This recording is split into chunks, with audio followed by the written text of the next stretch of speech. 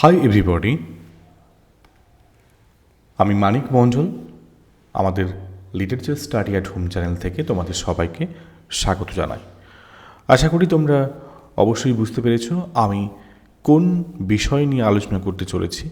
আমি তোমাদের সামনে একটি সিরিজ তুলে ধরেছিলাম, দেখতেই পাচ্ছ, decoding the history of English literature, অর্থাৎ ইংরেজি সাহিত্যকে আমরা সহজবোধ্য করে যতটা সহজভাবে, যতটা ইজিলি, যতটা স্ট্রাকচারালি আমরা ইনফরমেশনগুলোকে পিরিয়ড ওয়াইজ মনে রাখতে পারবো, তাহলে সাহিত্য কিন্তু আরও সহজ হবে।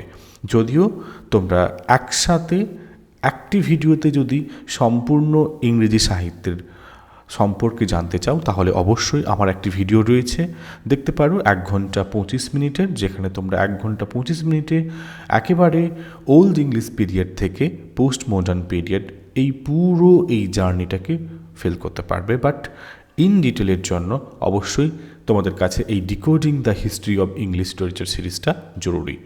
আমরা ইতিপূর্বে 2টি ক্লাস করে এসেছি, এটি আমাদের হচ্ছে 3য়তম ক্লাস।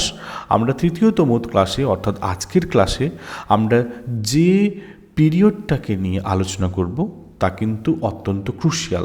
কারণ আমরা যদি দেখি সিগনিফিকেন্স ওয়াইজ, আমরা বিভিন্ন রকম কম্পিটিটিভ এক্সাম দেখেছি, বিভিন্ন রকম আমরা ইন্টারভিউতেও দেখেছি যে ওল্ড ইংলিশ পিরিয়ড, আমরা যেটাকে অ্যাংলো স্যাক্সন পিরিয়ড, ওটা পূর্বের ইতিহাস বলে খুব অল্পই প্রশ্ন অংশ আসে থাকে। তো যদি আমরা ইম্পর্টেন্সের দিকে বলি, তাহলে কিন্তু অ্যাংলো নরমান পিরিয়ড বা এই মিডল ইংলিশ পিরিয়ড থেকে কিন্তু শুরু হয় প্রশ্নের আখড়া। তাই এই যুগটা থেকে কিন্তু অনেক অনেক তোমাদের জানতে হবে, কারণ এই মিডল ইংলিশ পিরিয়ড, এখানে এই একটা মেডিয়েভাল একটা কনসেপ্ট রয়েছে, যেটা কিন্তু পরবর্তী সাহিত্যের যে অধ্যায়গুলো রয়েছে তাকেও প্রভাবিত করেছে। তাই এক কথায় দেখতে গেলে এই মিডল ইংলিশ পিরিয়ড কিন্তু প্রথম দিকের একটা উচ্চমানের সাহিত্যের বা সাহিত্যের ধরনের, প্যাটার্নের, থিমেটিক্যালি একটা সূচনা বলা যেতে পারে। তাই তোমাদের আশা করি এই অংশটাকে বোঝার যতটা সম্ভব সহজ এবং সুবিধা করে তুলব। চলো শুরু করছি।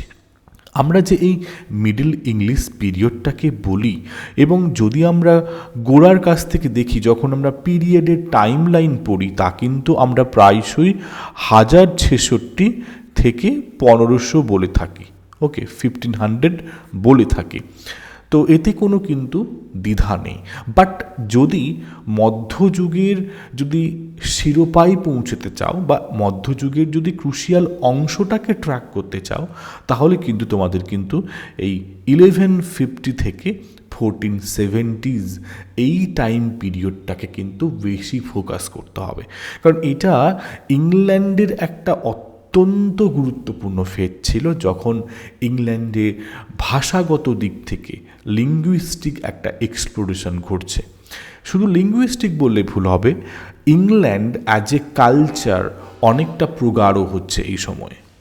এছাড়া যদি ভালো করে দেখো, ল্যাঙ্গুয়েজের একটা অন্যতম বিষয় হচ্ছে ভোক্যাবুলারি।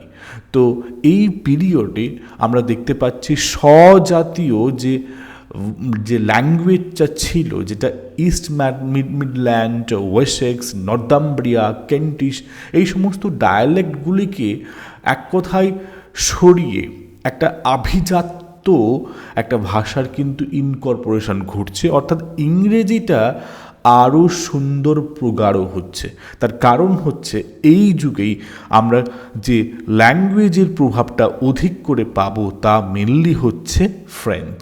ওকে, এই ফরাসি ভাষা আমাদের ইতিপূর্বের যেটা অ্যাংলো স্যাক্সন পিরিয়ডের মূল ল্যাঙ্গুয়েজ ছিল ল্যাটিন, তাকে এক কথায় সারপাস করে যাচ্ছে। ওকে, তো এই যুগে আমরা একটা বিশাল বড় একটা শিফট দেখব, যে ইংলিশ পিপলরা তারা কিন্তু সেটা মিলিটারি ফিল্ডে হোক, বা সেটা সোশ্যাল ফিল্ডে হোক, বা লিটারারি ফিল্ডে হোক, সেখানে না প্রত্যেকের মধ্যে একটা নিজস্ব একটা পরিচিতি, একটা আইডেন্টিটি ক্রিয়েট করার একটা লড়াই তারা করছে। এবং এক্ষেত্রে একটা প্রধান সূচনা বা গ্রাউন্ড ব্রেকিং মুভমেন্ট ছিল আমাদের নরমান কনকুয়েস্ট। আমি আসবো নরমান কনকুয়েস্টটাকে ডিটেলে নিয়ে বলবো, বাট এই অধ্যায়টা আমরা কিছু প্রারম্ভিক কথা বলে তখন তার দিকে যাব। তো বিষয়টা হচ্ছে এই পিরিয়ডটাকে বলা হয়েছে যে এখানে মানুষ তার মানে বাক বিনিময়ের যে ভাষা সেটাকে স্ট্রং করছে, এবং এই বিশেষ যুগটা থেকেই যেন সাহিত্যটা না একটা ন্যাশনালিস্টিক তো অবশ্যই রয়েছিল, বাট সাহিত্য মানে ওই কোর্ট পোয়েট বা সাহিত্য মানে একটা ওই এক গোত্রের মানুষের কাছে থাকবে তা নয়। এখানে কিন্তু সাহিত্যটা এত সুন্দরভাবে একটা বিস্তার লাভ করবে এই যুগে, যেখানে দেখবে যে মানুষ পড়ার জন্য, মানুষ বলতে আমি সমগ্র মানুষের কথা বলছি, মানে ইন জেনারেল বলছি, অর্থাৎ এই ডেমোক্রেটাইজেশন অফ লিটারেচার এটা শুরু হচ্ছে এখানে। আর এর একটা অন্যতম ল্যান্ডমার্ক ইনসিডেন্ট ছিল 1476-এ, যখন উইলিয়াম ক্যাক্সটন, তোমরা নিশ্চয়ই জানো, তিনি প্রিন্টিং প্রেস ইংল্যান্ডে স্থাপিত করে। তো এই যে যখন প্রিন্টিং প্রেস এলো তখন কিন্তু বুক সার্কুলেশন বেশি করে হলো, কারণ আগে বই লিখে তো এত বই হতো না, তাই এলিট পিপলদের কাছে বই থাকতো। বাট আফটার দ্যাট এই বইয়ের কিন্তু যেহেতু প্রিন্টিং শুরু হলো তখন কালেকশন বাড়লো, এইভাবে কিন্তু সার্কুলেট হতে থাকে। তাই এক কথায় সাহিত্য শুধু সৃষ্টি করা শুধুমাত্র হায়ার ক্লাস বা এলিট ক্লাসের মধ্যে সীমাবদ্ধ থাকলো না, এবং পাঠ করাটাও এলিট ক্লাসের মধ্যে থাকলো না, সমগ্র মানুষের মধ্যে ছড়াতে লাগলো। এছাড়া একটা বড় এই পর্যায়ের শিফট ছিল যে এই যুগ থেকে নাটকের সূচনা হয় ইংল্যান্ডে, অর্থাৎ নাটক লেখা, নাট্যচর্চার প্রবণতা ফিল করে। আর নাটক কিন্তু অধিকভাবে আমাদের কিন্তু ইন্টারঅ্যাক্টিভ একটা মিডিয়াম সাহিত্যের ক্ষেত্রে। তো মিডল ইংলিশ পিরিয়ড এই সব দিক থেকে যদি দেখো একটা বিশাল বড় একটা ব্রিজ, যেটা একটা মানে কি বলতে পারি, একটা অ্যানশিয়েন্ট থেকে মডার্নে যাওয়ার একটা সোপান, একটা বড় একটা সেতু।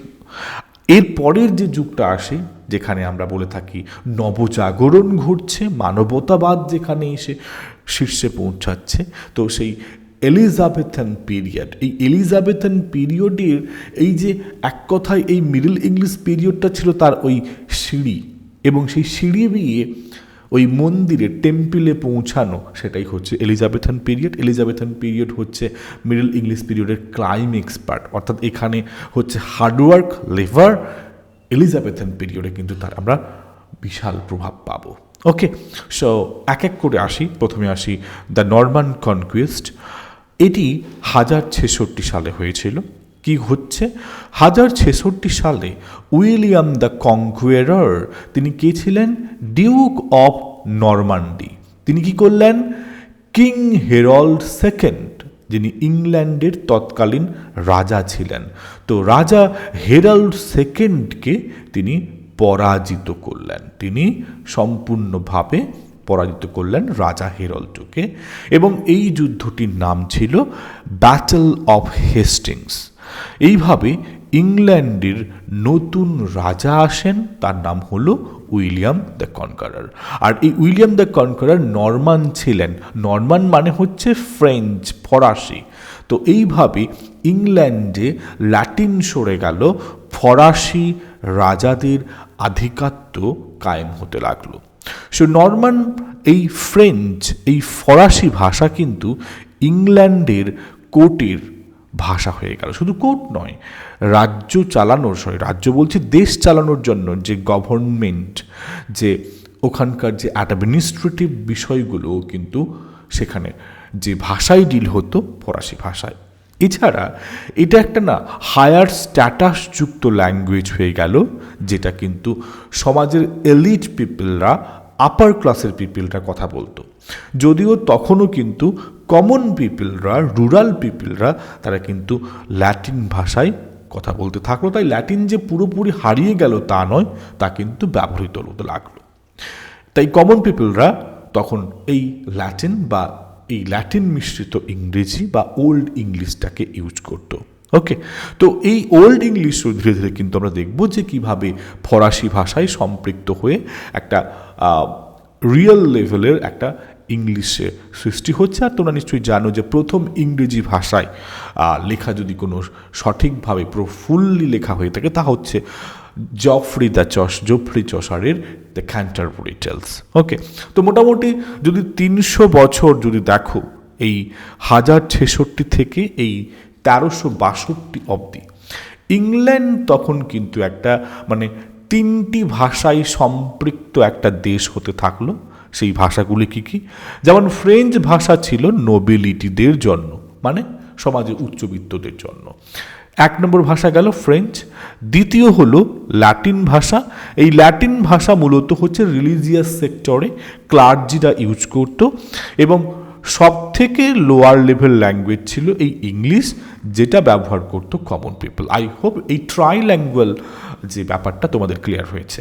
চলো আমরা পরবর্তী অংশে যাই, যেখানে আমরা এই মিডল ইংলিশ পিরিয়ডের যে রাজনৈতিক এবং সামাজিক প্রেক্ষাপট রয়েছে তা তুলে ধরব।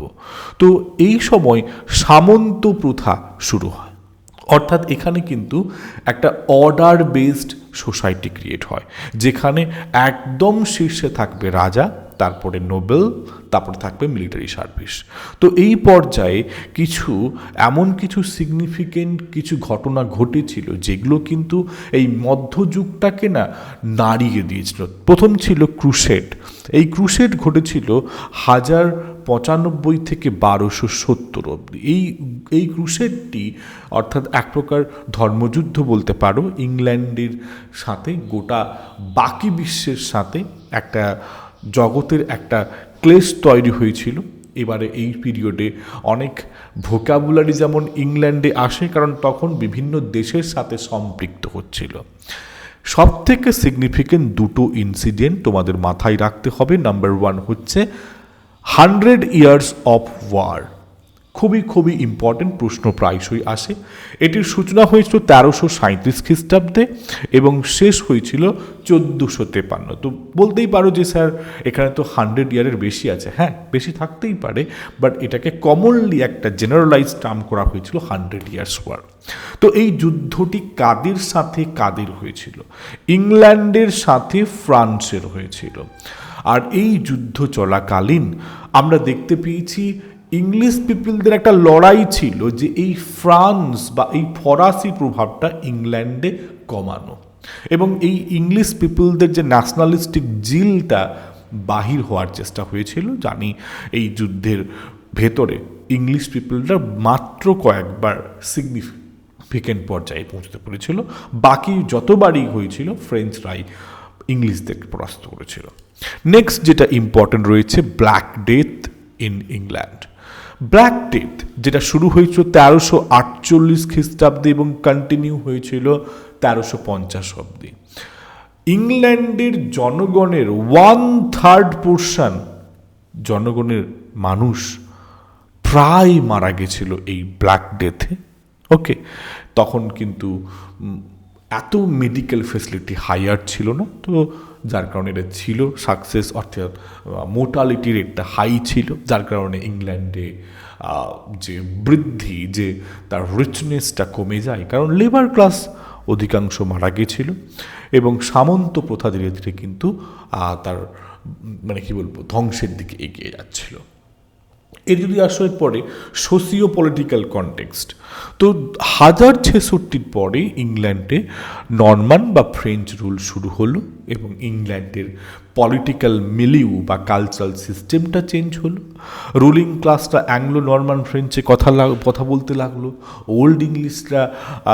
কমন পিপলরা ওল্ড ইংলিশ ডায়ালেক্ট ব্যবহার করতে লাগলো। তো মধ্যা কথা ফ্রেঞ্চ ল্যাটিনকে ছাপিয়ে গেল এবং তখন আমরা দেখতে পেলাম যে English England as a country এবং ইংলিশ অ্যাজ এ ল্যাঙ্গুয়েজ অনেকটা মাইনরিটিতে পৌঁছে যাচ্ছিল। যাই হোক, এই নরমান কনকুইস্ট কিন্তু তৎকালীন সময়ে যে অ্যাংলো স্যাক্সন যে একটা নরমান স্পিকিং পিপল ছিল অ্যারিস্টোক্রেসি, তাদেরকে শিফট করায়। এছাড়া এই সময়ের আইন ব্যবস্থা, কোর্ট সিস্টেম, ল, এগুলো কিন্তু অধিকভাবে সম্পৃক্ত হয়ে থাকে, এবং যদিও ল্যাটিন কিন্তু তখন থাকে, চলতে থাকে। তো ওল্ড ইংলিশ যে লিটারারি ট্র্যাডিশনটা ছিল ওটা মেনলি ছিল ওয়েস্ট স্যাক্সন, ওকে। তো সেটা কিন্তু ধীরে ধীরে কমতে থাকে। তো Anglo Norman and old English এক কথায় মার্জড হয়ে গেল, দুটো সম্পৃক্ত হয়ে, কারণ একটা যুগ শেষ হওয়া যাওয়া মানে সেই যুগটা সম্পূর্ণ সব কিছু মুছে গেল তা নয়, তা কিন্তু থাকে। তো এক কথায় ওল্ড ইংলিশ এবং মিডল ইংলিশ মিলে একটা হাইব্রিড একটা প্রোডাক্ট তৈরি হলো, যেটাকেই আমরা মিডল ইংলিশ বলছি। তো এই অংশে ভাষাগত তো আমি অলরেডি মানে কিভাবে পরিবর্তন হচ্ছে বললাম। তো এই সময় যে 4টে রিজিওনাল ডায়ালেক্টের কথা আমি একটু আগে বলছিলাম, জাস্ট তোমরা মার্ক করবে। নর্দার্ন এরিয়াতে ইস্ট মিডল্যান্ড, ওয়েস্ট মিডল্যান্ড, আর সাউদার্নটাতে কেন্টিশ। এখানে একটা ভাষা আরেকটা থেকে গেল। এই নর্দার্নটাতে নর্দাম্ব্রিয়াম।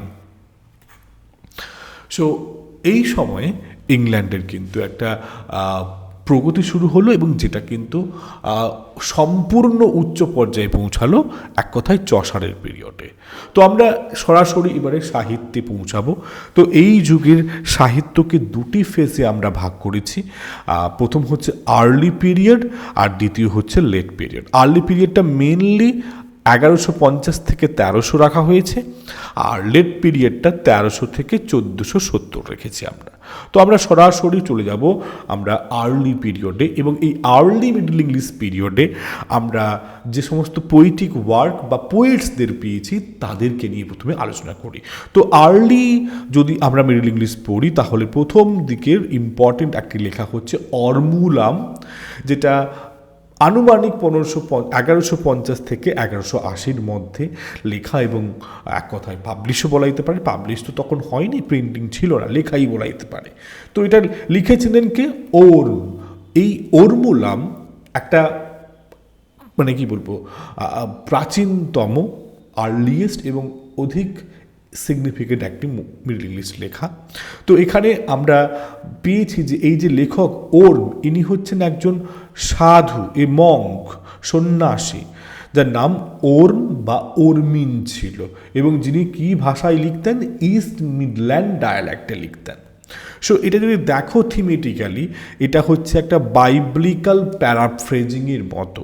তো মূলত এখানে কিছু সিরিজ অব মানে সারমন, মানে সিরিজ অফ ডায়ালগ বলতে পারো, রিটেন ইন ভার্স, কবিতাতে লেখা হয়েছে, এবং সেগুলো গসপেলের গল্পের উপর ভিত্তি করে। তো এর মেন পারপাসটা কী ছিল? এই অরমুলাম টেক্সটের পারপাস ছিল মানুষকে ধর্ম নিয়ে নির্দেশ দেওয়া, অর্থাৎ বাইবেল কতটা নেসেসারি, কমন পিপলদের লাইফেও কতটা প্রযোজ্য তা নিয়ে লেখা। তো যদি রাইটিং স্ট্রাকচার দেখো, প্রথম অর্ধের লেখা, তার মানে খুব আহামরি বিশেষ কোনো স্টাইল থাকবে না। তো প্রথমত আনরাইমড ছিল, এবং দ্বিতীয় যেটা অধিক অংশ ওল্ড এবং মিডল ইংলিশ পিরিয়ডের সাহিত্যের প্যাটার্নে পাই, অ্যালিটারেটিভ ভার্স, মানে একটা লাইন যেখানে কিন্তু কনসোনেন্ট সাউন্ড রিপিটেড হবে। আমি যদি বাংলায় বলি,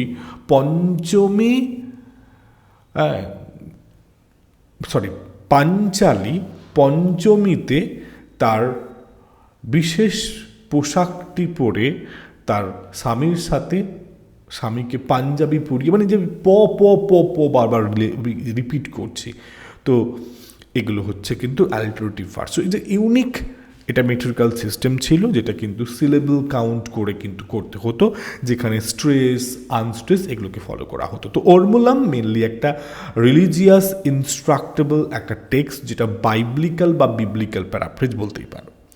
নেক্সট আসবো সেকেন্ড, যেটা ছিল লেম্যানের লেখা ব্রুট। এটার লেখার সালটা আনুমানিক 1205।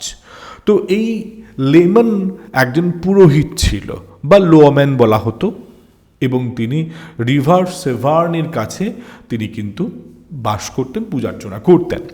তো এই লেখাটি মেনলি একটা ফরাসি ক্রনিক্যাল পোয়েম থেকে নেওয়া, যে পোয়েমটি লিখেছেন ওয়েস। এই ওয়েস বলতে, এই ওয়েসও কিন্তু এটাকে কিন্তু নিজে, এটা সেলফ ক্রিয়েশন ছিল না, তিনিও ইন্সপায়ার্ড ছিলেন কারোর দ্বারা। তিনি জোফ্রি অফ মনমাউথ, তার লেখা হিস্টোরিয়া রিগাম ব্রিটানিকা, এই লেখা থেকে অনুপ্রাণিত হয়ে তিনি লিখেছিলেন তার লেখা ব্রুট দি অ্যাংলেটরে। এই লেখাটির থেকে অনুপ্রাণিত হয়েছে এই লেম্যানের ব্রুট। মেনলি এটা ফ্রেঞ্চ ক্রনিক্যাল পোয়েম ছিল ওয়েসের, যেটা তিনি আবার অনুপ্রাণিত হয়েছিলেন কার কাছ থেকে? Historia Regum Britannica by Geoffrey of Monmouth.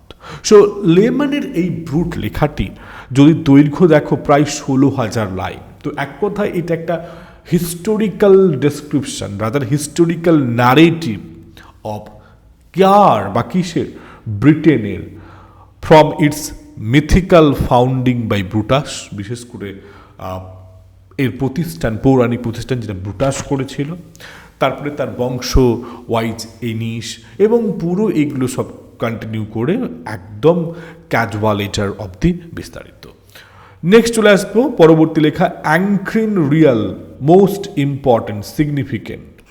The anchoresses rule 1225 খ্রিস্টাব্দে লেখা। তো মেনলি এটা একটা প্রোজ ভার্স রিলিজিয়াস ট্রেটাইজ। ভালো করে মাথায় রাখো, প্রোজ ভার্স, গদ্য এবং কবিতা এই ছলে লেখা একটি ধর্মীয় ট্রেটাইজেস।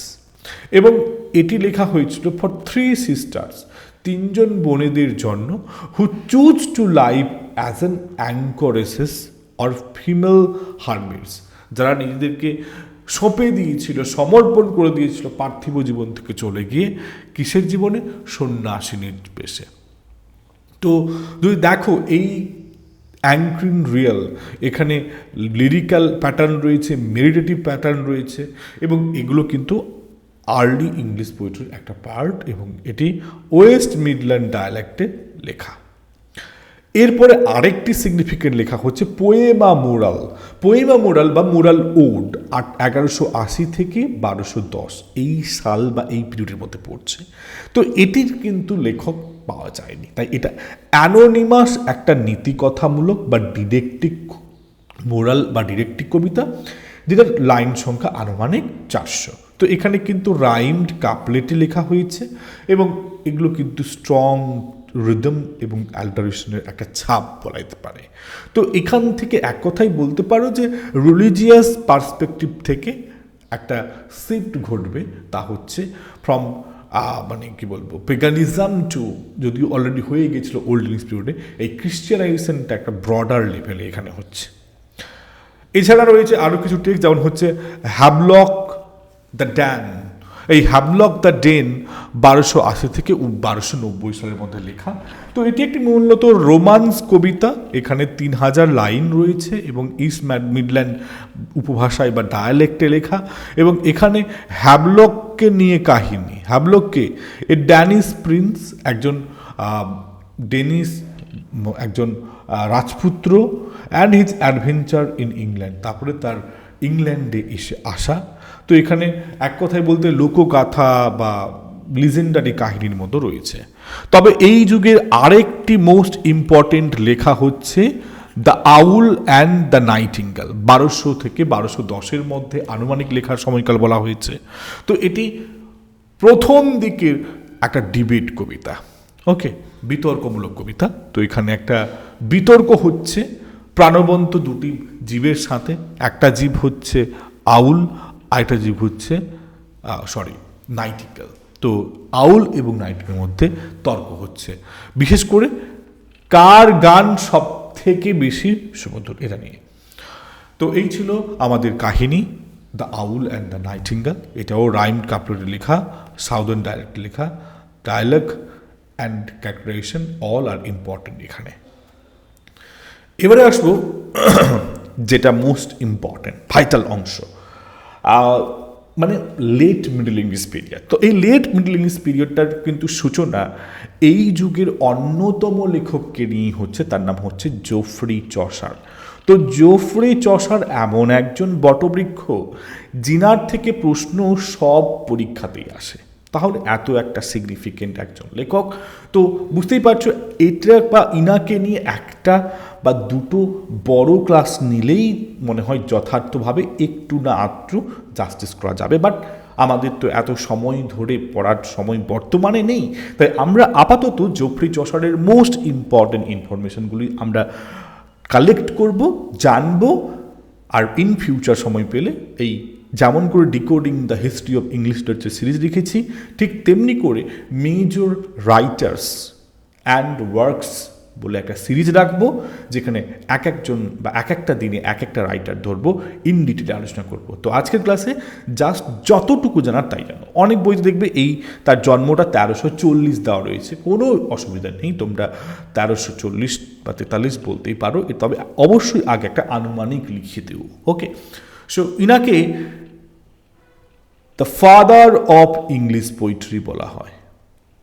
তিনি লন্ডনে জন্মগ্রহণ করেন, চসার একজন কোর্ট অফিসার হিসেবে কাজ করেন এবং তিনি ডিপ্লোম্যাট হিসেবে কাজ করেছে এডওয়ার্ড দ্য থার্ড এবং রিচার্ড সেকেন্ডের কাছে।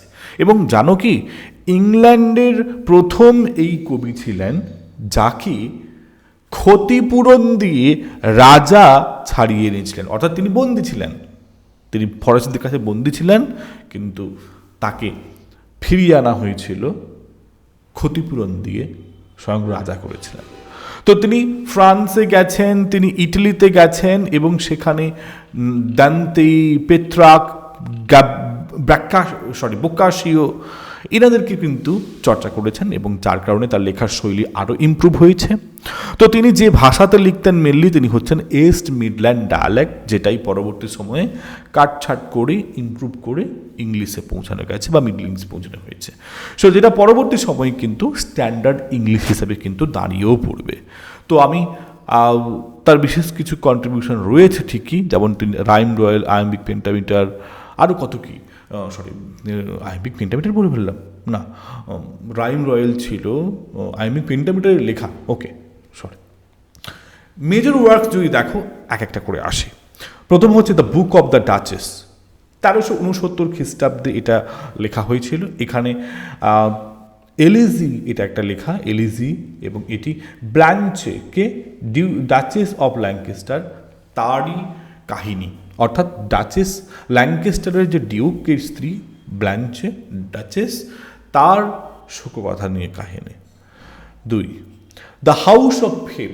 এই দ্য হাউস অফ ফেম একটা ড্রিম ভিশন ছিল, এক্সপ্লোরিং কেন তৎকালীন সময় যে ইংল্যান্ডের ফেম, এবং সব থেকে বড় কথা এইসব ফেম, এইসব বোস্টিং, এইসব জেলাসি একটা দিন সব হারিয়ে যাবে, ট্রানজাইন্স অফ হিউম্যান গ্লোরি।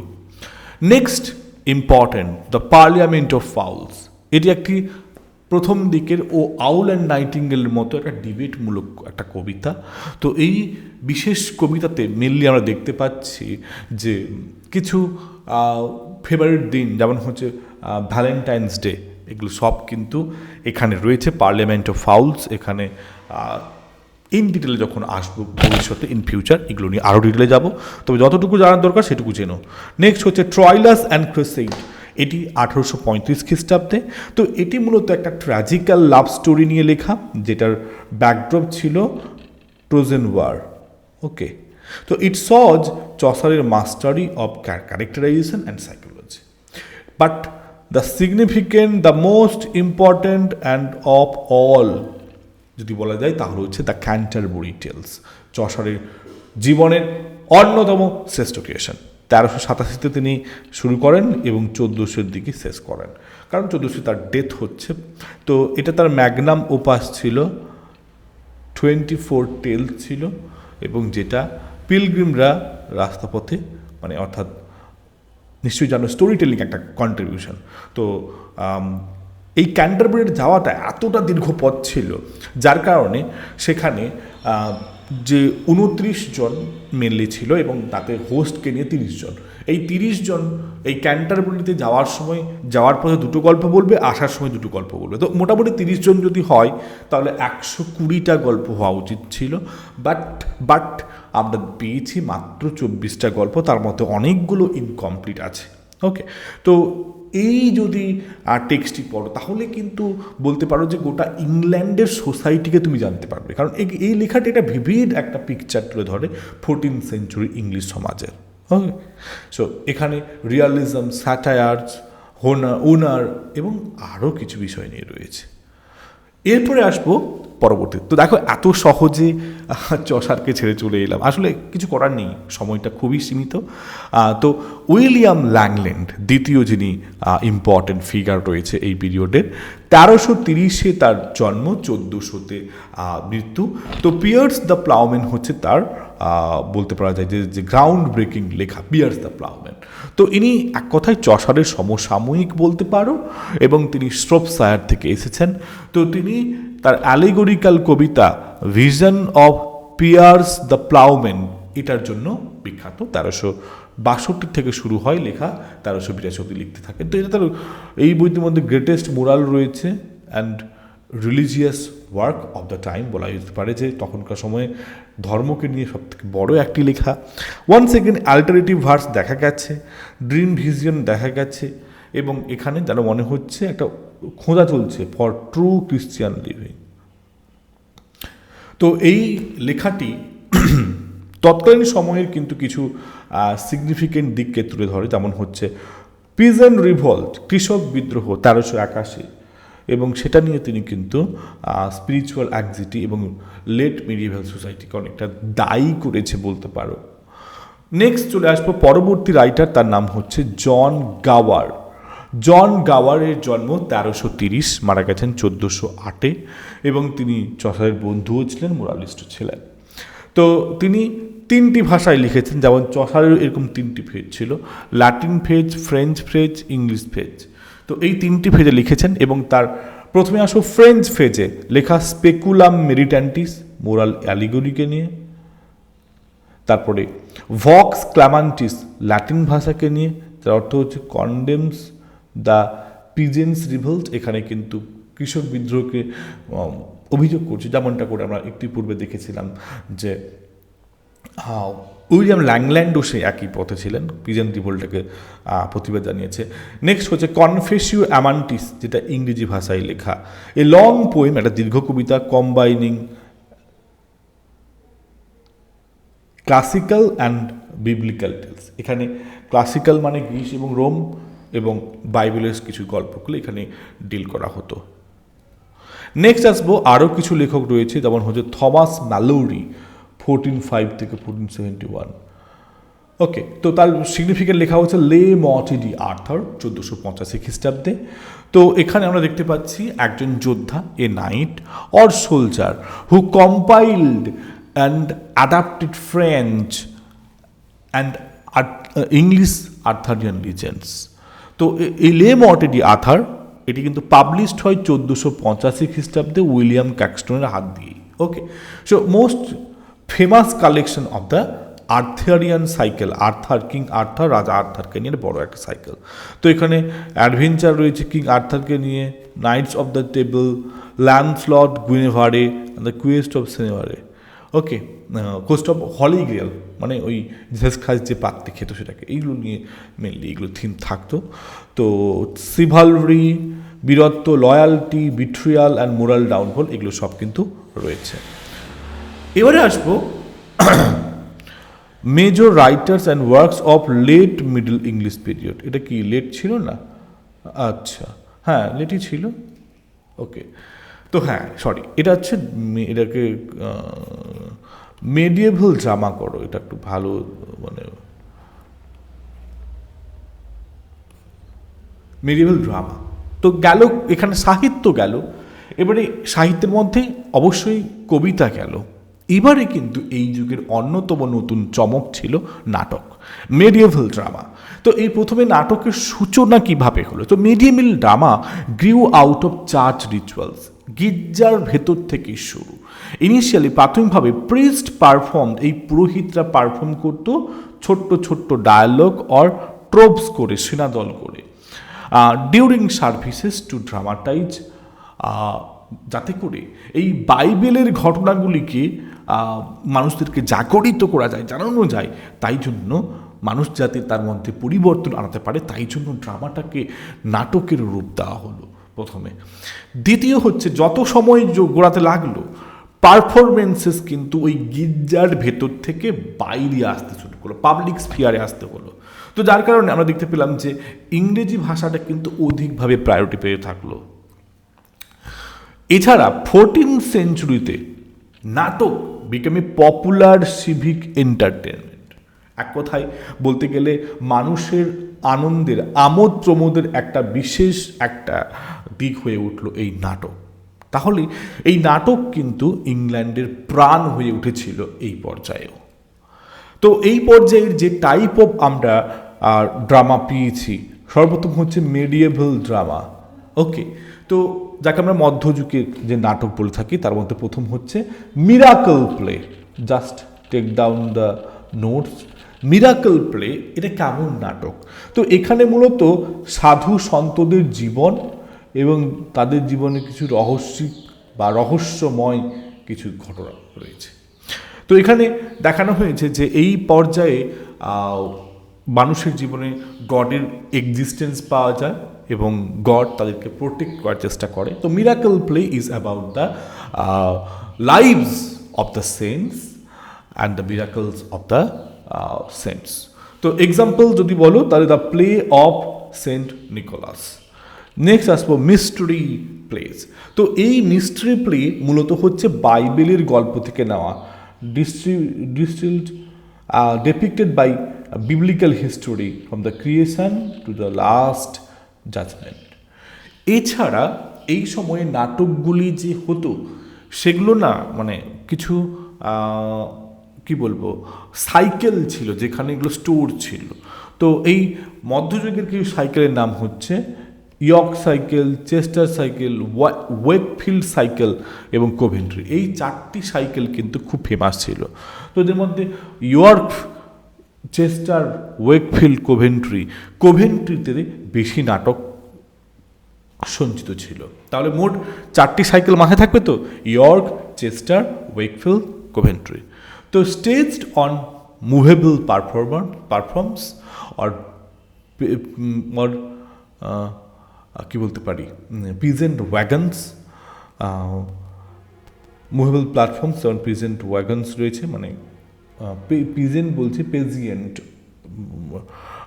মানে এক কথায় ওগুলো না কি ঠেলা গাড়ির মতো। মানে ওই আজকের দিনে দেখবে যখন নাটক হয় ওই বেশ প্যান্ডেলের মতো করা হয়, ওটা তখন ওই ঠেলা গাড়ির মতন থাকতো যেখানে হতো নিয়ে যাওয়া হতো, ওইটাই বলতে চাইছে। তো মেনলি এখানে এই সমস্ত লেখাগুলোর মধ্যে অবশ্যই যেমন তো স্পিরিচুয়াল রিলিজিয়াস বিষয় থাকবে, সাথে কিন্তু হাস্যরসিকতা হিউমারটাও থাকবে।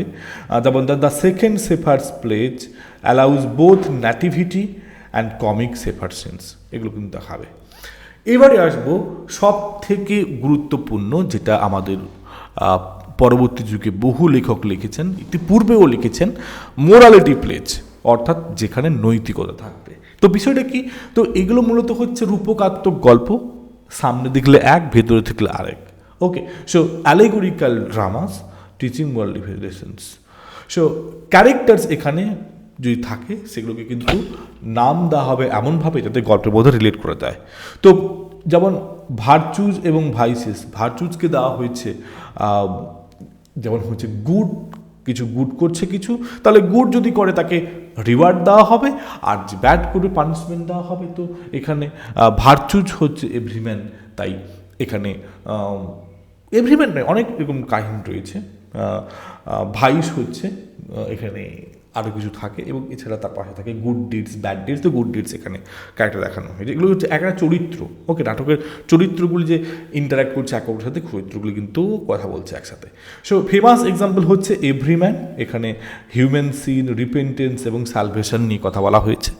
এবং সর্বোপরি যদি আমরা আসি যে শেষ যেটা হচ্ছে তা হচ্ছে টাইপ অফ নাটক, তা হচ্ছে ইন্টারলিউড। তো ইন্টারলিউড মূলত হচ্ছে একটা হিউমারাস প্লেজ, যেন একটা কমিক রিলিফ বলতে পারো, যেটা পারফর্ম করা হয় between the longer dramas or at feast. Okay, longer ড্রামার মাঝে দেওয়া হতো।